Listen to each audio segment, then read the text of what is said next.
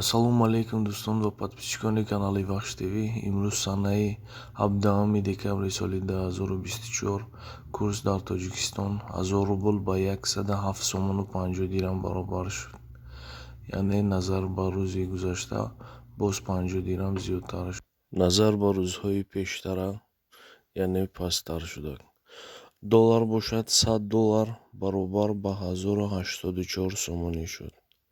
яъне мардуме ки дар Қазоқистон кор мекунанд, ин ба онҳо рабт дорад, яъне $100 баробар ба 1084 сомонӣ.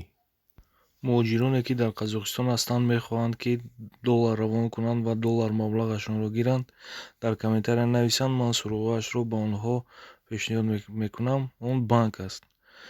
Метавонед аз банк перевод мекунед доллар, омада аз банк доллар мегиранд. ташаккур ба диққататон. хоҳиш мекунем зери наво лайк гузоред ва дастгирӣ намоед. мо ба шумо ҳар рӯз аз дохили банк, яъне ҳамчун коргари банк ба шумо маълумотҳоро пешниҳод менамоям. Ин ягон сайт